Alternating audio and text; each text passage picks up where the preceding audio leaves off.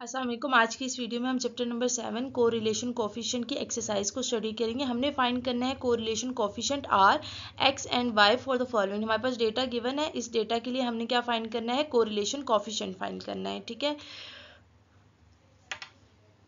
Before solve the question हम correlation coefficient को पहले स्टडी करते हैं। अगर हम कोरिलेशन कोफिशिएंट की बात करते हैं तो कोरिलेशन कोफिशिएंट बेसिकली होता क्या है, ये लीनियर रिलेशनशिप होता है बिटवीन टू वेरिएबल्स।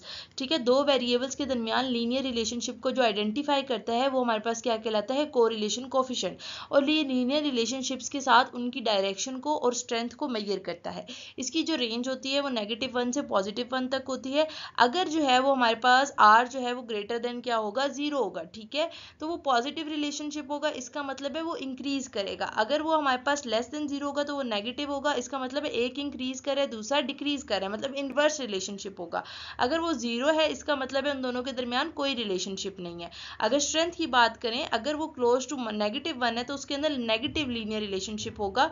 अगर वो 1 के क्लोज है तो वो स्ट्रॉन्ग लीनियर रिलेशनशिप होगा उसका। और अगर वो क्लोज टू 0 है इसका मतलब है वीक या नो लीनियर रिलेशनशिप होगा। अगर हम यूनिट की बात करें तो कोफिशिएंट कोरिलेशन का कोई यूनिट नहीं होता है। ठीक है, और क्वेश्चंस की बात करें तो क्वेश्चन का मतलब होता है कॉज एंड इफेक्ट रिलेशनशिप। और लीनियर कोरिलेशन जो है वो हमारे पास एक वेरिएबल का दूसरे वेरिएबल पर कॉज हमें नहीं बताता, जस्ट वो उनका रिलेशनशिप हमें बताता है, उसकी डायरेक्शन और स्ट्रेंथ के बारे में बता रहा होता है, उसके कॉज एंड इफेक्ट रिलेशनशिप नहीं बता रहा होता। लीनियरिटी की बात करें तो ये लीनियर रिलेशनशिप्स के लिए ही बना है। ये नॉन लीनियर रिलेशनशिप्स को ना ही कैप्चर कर पाता है ना ही रिफ्लेक्ट कर पाता है। सेंसिटिविटी की बात करें तो ये आउटलायर्स के तरफ सेंसिटिव होता है, एक्सट्रीम वैल्यू से ये अफेक्ट हो जाती है आपकी कोफिशिएंट कोरिलेशन। अगर हम बात करते हैं पॉजिटिव लीनियर रिलेशन कोरिलेशन की, तो इसका मतलब है कि आपके पास ग्राफ जो है वो आपके पास लीनियर ग्राफ है और जितने भी उसके पॉइंट्स हैं आपके पास डेटा पॉइंट वो उस जो एक्सपेक्टेड लाइन होती है उसके आसपास ही है। अगर ये हमारे पास पॉजिटिव है और आर ग्रेटर देन 0 है, लेकिन अगर आर जो है वो लेस देन 0 है तो हमारे पास इनवर्स रिलेशनशिप होगा। इसका मतलब है कि नेगेटिव लीनियर कोरिलेशनशिप होगी और इसके हमारे पास नेगेटिव रिलेशन होगा। एक अगर इंक्रीज हो रहा है तो दूसरा आपके पास डिक्रीज हो रहा है। अगर आप इसके बाद आपके पास आता है कर्वी लीनियर कोरिलेशन, जिसमें आपके पास थोड़ा सा जो है वो आपके पास जो है वो रिलेशन जो है वो कर्व्ड की फॉर्म में आता है। कर्वी लीनियर है लेकिन थोड़ा सा आपके पास परफेक्ट लीनियर होने के बजाय थोड़ी सी जो है उसके अंदर आपके पास कर्व जो है वो फॉर्म्ड हो जाता है। और अगर नो रिलेशन कोरिलेशन की बात करें तो इसका मतलब है कि आपके पास रैंडम है, स्कैटर डायग्राम है, उसके दरमियान आपके पास कोई लाइन फिट ही नहीं हो पा रही है, आपके पास कोई रिलेशनशिप बन ही नहीं पा रहा है।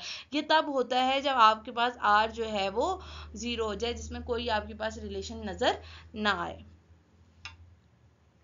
बैक टू द क्वेश्चन, अगर हम बात करें हमें एक्स एंड वाई गिवन था। ठीक है, एक्स की वैल्यू भी और वाई की वैल्यू भी गिवन थी। हमने सिंपल क्या किया, ये हमारे पास कोरिलेशन कोफिशिएंट का फॉर्मूला है और अगर आप इसको देखेंगे तो हमारे पास ये रिग्रेशन में आपके पास जो बी का फॉर्मूला होता है उससे सेम होता है, जस्ट डिनोमिनेटर में आपके पास अंडर रूट आ जाता है, एंस की एडिशन हो जाती है जिसकी वजह से थोड़ा डिफरेंट हो जाता है। सिंपल हमने क्या किया, अकॉर्डिंग टू द क्वेश्चन हमें जिस जिस चीज़ की रिक्वायरमेंट थी, जैसे एक्स वाई की रिक्वायरमेंट थी हमने उसको फाइंड कर लिया, एक्स स्क्वायर की रिक्वायरमेंट थी हमने फाइंड कर लिया, वाई स्क्वायर की रिक्वायरमेंट थी हमने फाइंड कर लिया, एन हमें पता है कि total number of the values 9 है तो आपके पास एन क्या होगा, 9 होगा। आपके पास एक्स स्क्वायर की वैल्यू अगर आप देखें 285 आ रही थी, सिंपली हमने पुट कर दी। एक्स समीशन एक्स जो है आपके पास 45 है, हमने वो भी पुट कर दिया। सिंपल जो हमारे पास आर की वैल्यू थी हमने उसको पुट किया, हमारे पास आर जो है अप्रॉक्सीमेटली 0.48 आ गया। इसका मतलब है कि ये 0 के क्लोज है। ठीक है, अब आप बात करते हैं तो हमने सिर्फ कोरिलेशन कोफिशिएंट की जो है वो एक्स एंड वाई फाइंड करना था। अब इसका फॉर्मूला देखें तो हमारे पास alpha A is equal to Y bar is equal to, ये गलत है।